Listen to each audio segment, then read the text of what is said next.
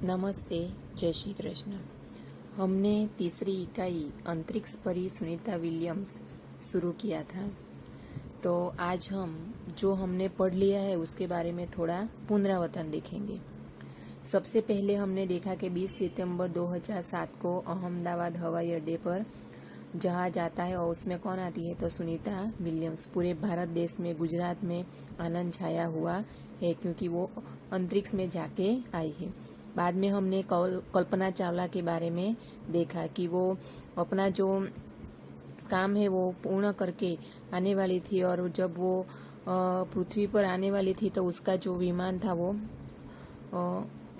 उसकी देहांत हो गई थी, उसके बारे में हमने देखा।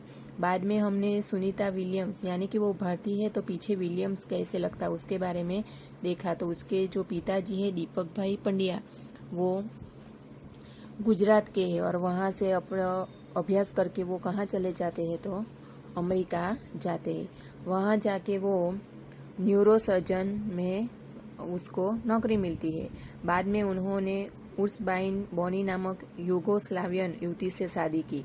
3 बच्चे हुए, जय, दीना और सुनीता। सुनीता सबसे छोटी थी। बाद में हमने सुनीता का जन्म देखा तो 19 दिसंबर 1965 अमेरिका में हुआ था।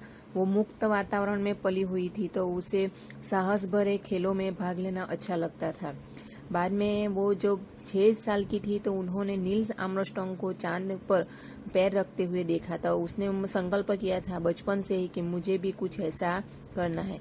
बाद में उसकी जो पढ़ाई है उसके बारे में हमने देखा था। तो उन्होंने स्नातक किया, अनुस्नातक किया और अकादमी व्यावसायिक अनुभव भी लिया और वो उसे अंतरिक्ष में जाने की इतनी रुचि थी कि वो आगे ही बढ़ती गई। बाद में हेलीकॉप्टर का प्रशिक्षण यानी विशेष प्रकार की शिक्षा भी ली, ऑफिसर इंचार्ज बन गई। बाद में वो पायलट कोर्स में चयनित किया गया यानी कि पायलट में उसे पसंद किया गया। वो आगे ही आगे बढ़ती गई। 1998 में अंतरिक्ष यात्री कार्यक्रम में द्वितीय प्रयास में चयन हुआ यानी कि द्वितीय प्रयास हुआ उसमें उसकी पसंदगी हुई। बाद में हम देखते हैं कि उन्होंने उसका जो मित्र था माइकल विलियम्स उसके साथ शादी कर ली यानी कि सुनीता पंड्या से उसे वो क्या बन गई, सुनीता विलियम्स।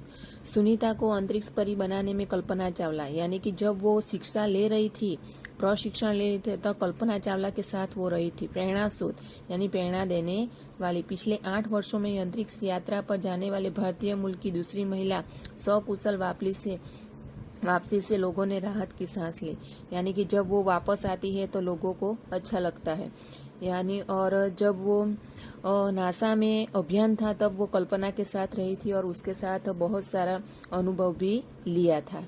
अब हम आगे देखें तो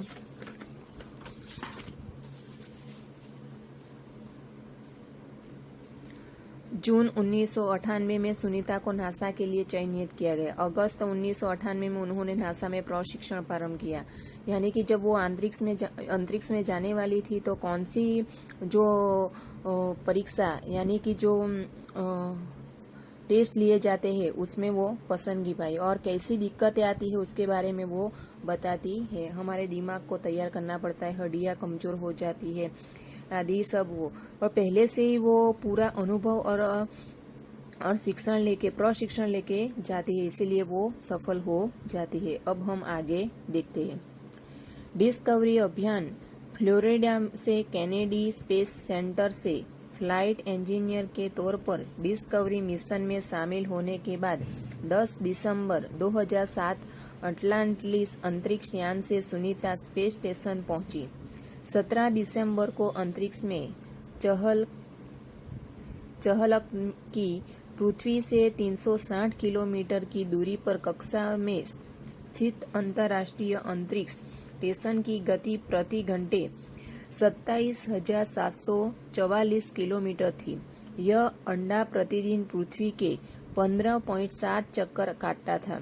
अर्थात सुनीता ने पृथ्वी के 2,967 चक्कर अपने अंतरिक्ष प्रवास में लगाए। इस अभियान में सुनीता ने 29 घंटे 70 मिनट तक स्पेस वॉक करके अंतरिक्ष में रिकॉर्ड बनाया। इससे पहले अप्रैल माह में 4 घंटे 24 मिनट में मैराथन जीतने वाली पहली अंतरिक्ष यात्री बन चुकी है।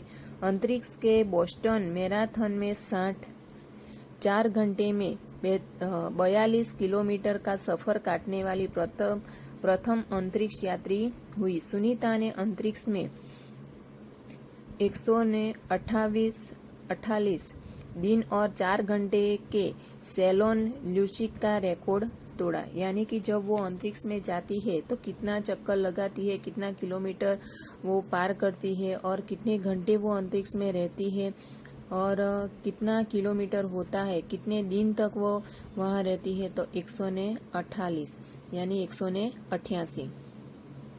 सुनीता विलियम्स का 6 महीने तक रहने का अनुभव है कि वहाँ व्यायाम करना बहुत आवश्यक है। यानी कि वो कहती है कि 6 महीने तक वो अंतरिक्ष में रही तो वहाँ हमें व्यायाम करना बहुत आवश्यक है ताकि मांसपेशियां और हड्डियों की शक्ति बनाए रखी जा सके, शरीर को लचीला बनाए रखा जाए, जैसे कि साइकिल चलाना, दौड़ना, हवा में तैरना आदि। यानी कि ऐसी जो कसरतें हैं, व्यायाम है, वो साइकिल चलाना, दौड़ना, हवा में तैरना आदि। अंतरिक्ष यात्रा में सोना मुश्किल, रोज डिब्बा बंद भोजन, भारहीनता, सिर के लचीलेपन तीव्र गति से खत्म होना, मांसपेशियां और हड्डियों को तेज क्षति से समस्याएं थी, तेज क्षति जैसी समस्याएं थी। यानी कि जो अंतरिक्ष में जाते हैं तो कैसी कैसी मुश्किलें आती है तो उसके बारे में बताया गया है। तो सोना मुश्किल है, रोज डिब्बा बंद भोजन, भारहीनता, शरीर के लचीलेपन तीव्र गति से खत्म होना, मांसपेशी और हड्डियों को तेज क्षति जैसी समस्याएं थी। सुनीता ने अंतर्राष्ट्रीय अंतरिक्ष केंद्र में 6 महीने प्रवास के दौरान कई महत्वपूर्ण कार्य किए, जैसे human life science, physical science, पृथ्वी का निरीक्षण, शिक्षा और टेक्नोलॉजी डेमोटेशन जैसे विषय पर काम किया। इसके अलावा सुनीता ने इस दौरान जमा किए गए ब्लड सैंपल न्यूट्रिशन संबंधित अनुसंधान कर रहे वैज्ञानिकों तक पहुंचाए। सुनीता ने अंतर्राष्ट्रीय अंतरिक्ष केंद्र में 6 महीने प्रवास के दौरान कई महत्वपूर्ण कार्य किए। यानी कि वो अंतरिक्ष में 6 महीने रही तब उसने वहाँ भी कुछ महत्वपूर्ण काम किए थे, जैसे कि human life science, physical science, पृथ्वी का निरीक्षण, शिक्षा और टेक्नोलॉजी डेमोन्स्ट्रेशन जैसे विषयों पर काम किया। इसके अलावा सुनीता ने इस दौरान जमा किए गए ब्लड सैंपल न्यूट्रिशन से संबंधित अनुसंधान कर रहे वैज्ञानिकों तक पहुंचाए। यानी कि जो ब्लड सैंपल थे वो किसको पहुंचाए? वैज्ञानिकों को।